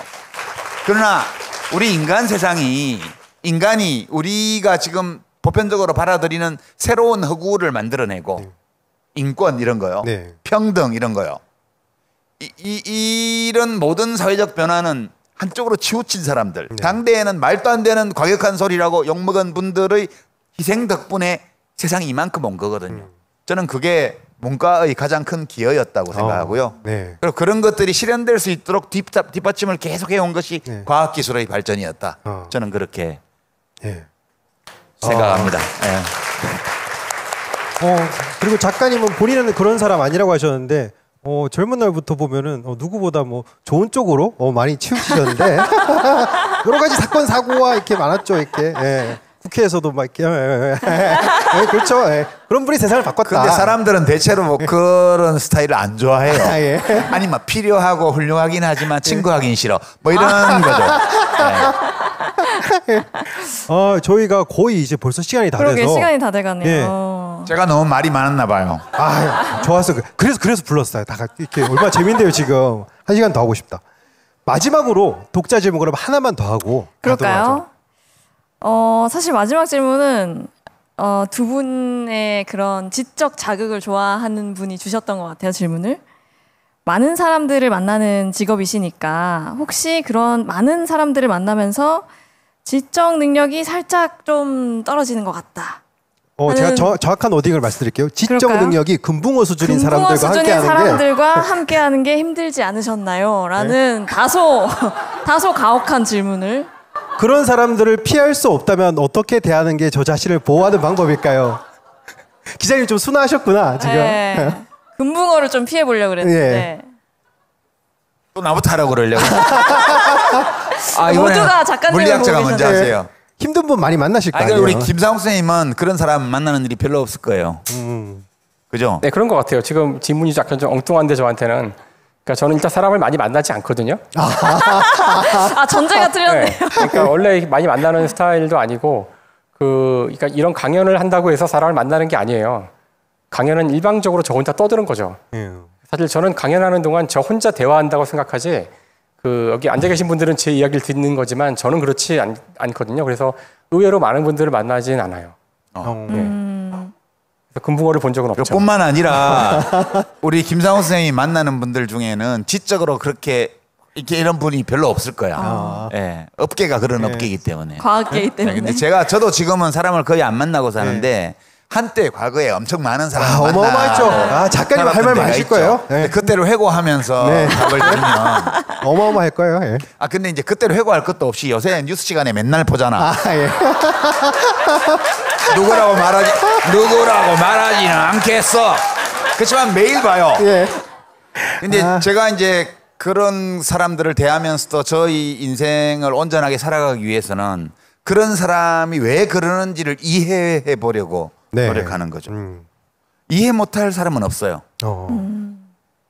그의 입장 혹은 그녀의 입장에서 써보면 그럴 수도 있겠다는 생각이 들어요. 그러면 그 생각에 도달하면 마음에 많은 위로가 와요.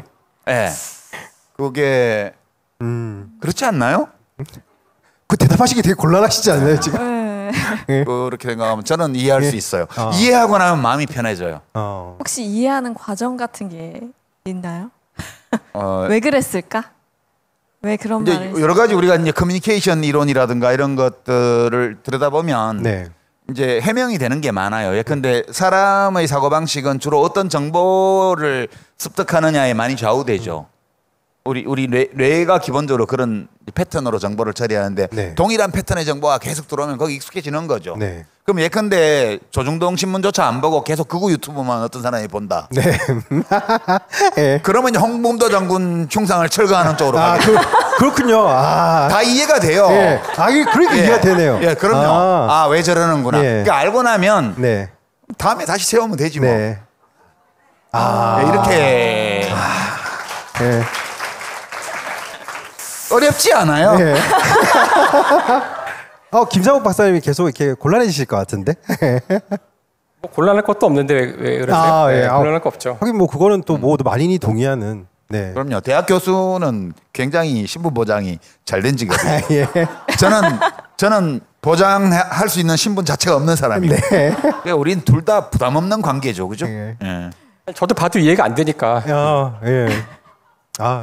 아 진짜 이 말 들을수록 두 분 진짜 알쓰신 점에서 계속 보고 싶네요. 그러게요. 되도록 피하는 게 좋아요. 뉴스를 안 보고.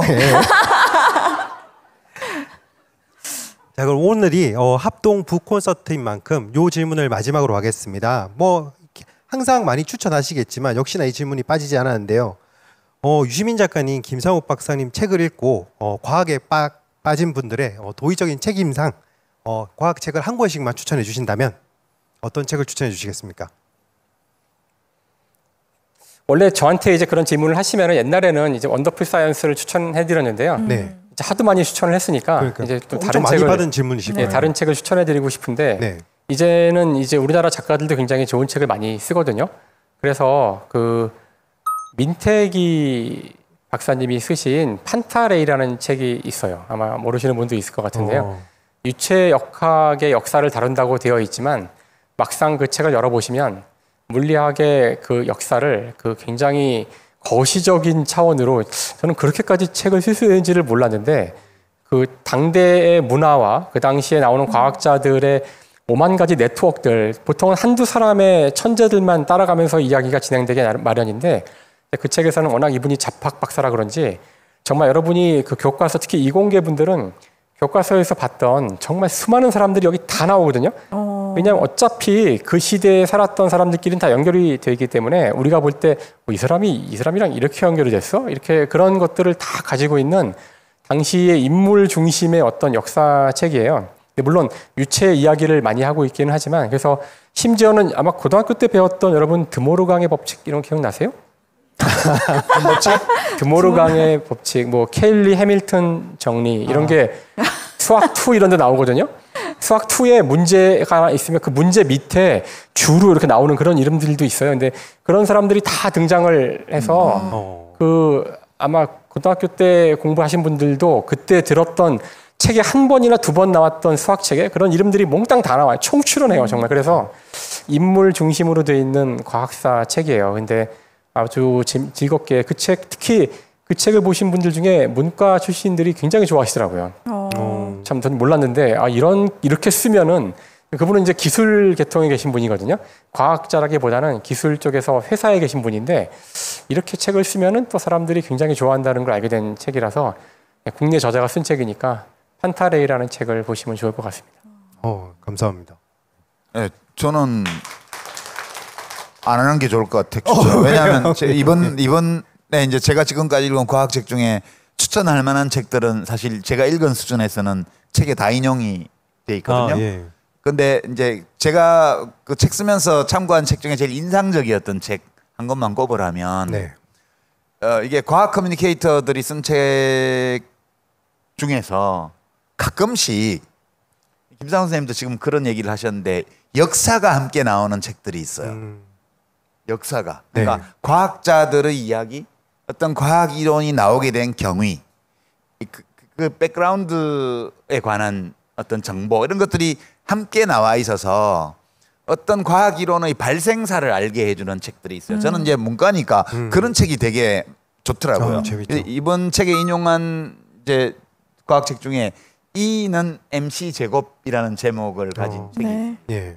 그 책이 그런 면이 가장 강한 책이었어. 예, 특히 그 남자들이 이렇게 깔아뭉개했던 여성 물리학자들의 이제 공헌 이런 것들을 꼼꼼하게 찾아갖고 거기 저는 충격받았습니다. 오토한이라는 분은 이제 우리 고등학교 때 교과서에서도 이름을 봤던 분인데 그분이 그 리제 마이트너라는 네. 그 동료 화학자의 그런 공적 이런 것들을 그렇게 그러니까 리제 마이트너 같은 경우는 그러니까 아마 오토한에 대해서는 영화 오펜하이머를 보신 분들은 아실 텐데요. 우라늄이 분열되는 걸 처음 관찰한 사람으로 나중에 이제 노벨상도 받게 되고 그게 이제 시작이 되어서 나중에 원자폭탄까지 가는 건데 오토한은 실험 결과를 분석할 때 이해를 못했어요. 네. 그래서 자기의 옛날 동료였던 리제 마이트너한테 편지를 보내는데 사실 리제 마이트너는 뛰어난 학자였지만 여성이어서 차별을 받고 특히 유대인이었기 때문에 쫓겨나서 코펜하겐에 가 있었죠. 그렇죠. 코펜하겐에 가 있는데 거기 편지를 보내죠. 그래서 그 편지를 보고 리제 마이트너가 한참 계산한 다음에 우라늄이 쪼개진 것 같다. 그렇게 편지를 보내고 그걸 받고 오토한이 다시 실험을 해서 쪼개졌구나 이렇게 된 건데 노벨상을 주지 않거든요. 리자 마이트너는. 그래서 사실 그 과학의 특히 물리학의 역사에서 가장 안타까운 그 제대로 평가받지 못한 과학자로 언제나 나오는 그 사람이고요. 특히 리자 마이트너는 너무나 우수해서 당시 연구소에서 이제 그 오토한이 꼭 이 사람을 연구원으로 받아야겠다고 했을 때 온갖 이유로 안 받으려고 그래요. 그러니까 당시 그 연구소엔 여성이 없었거든요. 마지막에 어떤 그 말도 안 되는 그 사유를 대냐면은 여자 화장실이 없다. 여자 화장실이 없다. 이런 말까지 해요. 정말 진짜 궁색하기. 그래서 결국은 받아주는데 화장실은 나가야 되고 지하를 쓰게 하죠. 그러니까 그런 그 홀대를 당하지만 그 연구소에서 가장 위대한 업적을 남긴 과학자이고 근데 안타깝지만 오펜하이머에 나오지 않거든요. 영화에. 안 나와요? 마이트너는? 언급이 안 되기 때문에 또 그것도 약간 지금 이렇게 논란거리 중에 하나입니다. 하여튼 그 책은 그렇게 다른 물리학 책에서 만날 수 없는 사람들에 대한 얘기들이 있고요. 네. 그다음에 우리가 다 알고 있는 하이젠베르크라는 그 과학자로서는 위대한 업적을 남긴 사람이 사실상 나치 당원이고 그 핵폭탄을 먼저 만들기 위해서 얼마나 집요하게 노력했는지 이런 대목들 보면서 제가 좀 충격받았습니다. 그게 E는 mc 제곱이라는 이 방정식의 에너지 방정식이죠. 그죠? 질량 에너지 방정식인데 이것이 나오게 된 그 경위 그 방정식의 전기예요. 그 책이. 저는 재밌겠다. 이렇게 발생사가 들어있는 과학책은 처음 봤어요. 그렇게 그 잘 돼 있는 거는. 그래서 제가 인용한 모든 책 중에 한 권을 딱 독자들에게 권한다면 그 책을 제가 권하고 싶어요. 정말 재미있게 읽은 책이에요. 감사합니다. 또 판매 부수 확 오르겠다 또. 사실 설명도 더 듣고 싶은데 지금 시간이 딱 그래 지났어요. 맞아가지고 진짜 마지막으로 오늘의 이 만남이 어땠는지 오늘 북토크가 어땠는지 소감을 한번 말하고 끝내면 좋을 것 같습니다. 네. 이제 다음번 알쓸 신잡 때는 유시민 선생님이 과학 박사 하시죠.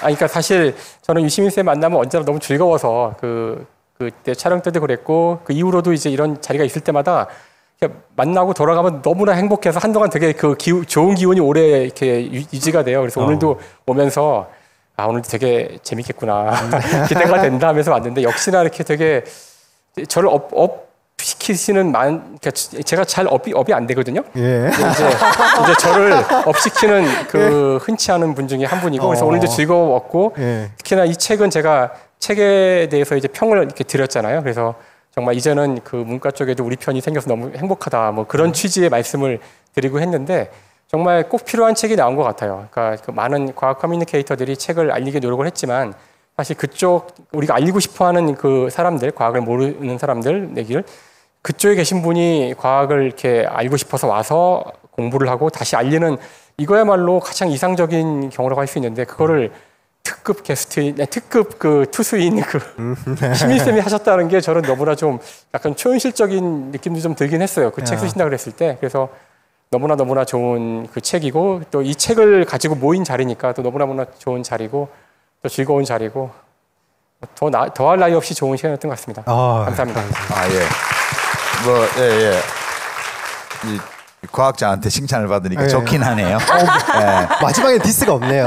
너무 든든하다. 저는 이제 과학 나이트클럽의 그 1급 삐끼로서 아직 이 과학 나이트클럽의 맛을 모르는 분, 분위기를 모르는 분, 재미를 모르는 분들이 한번 쓱 들어갈 수 있도록 그렇게 기여할 수 있는 책이 됐으면 좋겠다는 어떤 그런 생각을 갖고 있었어요. 오늘 이야기 나누면서 그 정도의 그런 역할은 이제 좀 할 수도 있겠구나라는 것 때문에 좀 마음이 많이 놓였고요. 그리고 이제 김상우 선생님 만나서 뭐 사석에서 만나든 어떤 방송에서 만나든 늘 느끼는 거지만 아까 그 미래 사회의 전망에 대해서 그 서로 같이 대화를 하면서 새로운 시스템에 대한 생각 이런 것들을 좀 제안하고 토론하고 이렇게 나갈 필요가 있다는 인문학과 과학의 공통과제 같은 거죠. 그 얘기할 때 제일 길게 말씀하셨는데 다음 책은 그런 쪽으로 한번 쓰시면 좋겠다 이런 느낌도 좀 받았어요. 아이디어를 얻어가시는. 아니 오늘 좋은 시간이었고요. 두 분 진행자들께도 고맙습니다. 감사합니다. 예. 함께해 주신 여러분께도 감사드리고 또 이거 라이브로 오늘 유튜브 중계했잖아요. 네네 나가고 있습니다. 시청해 주신 여러분들께도 책 많이 팔아주세요. 이 책도요. 네, 그럼 이것으로 유시민 김상욱 박사님과의 대담은 끝마치도록 하겠고요. 두 분이 좌우 통합보다 어렵다는 문과 대통합을 이루셨는데 이런 지적인 브로맨스 관계가 계속됐으면 좋겠고 또 이렇게 두 분이 자주 만나는 시간이 더 많았으면 좋겠어요. 두 분은 서로 지적 자극을 받아서 좋고 바다 출판사랑 돌베개는 출판 경영에 도움이 돼서 좋고 저희는 계속 같이 똑똑해져서 좋고 그렇게 해서 두 분의 지적 브로맨스가 또 방송에서도 또 여기서도 계속 이었으면 좋겠습니다. 네, 무엇보다도 오늘 덥고 뭐 평일 저녁이고 이런데 시간 내서 와주신 여러분께 제일 감사 인사 드리고 싶습니다. 예, 감사합니다. 네, 감사합니다. 감사합니다.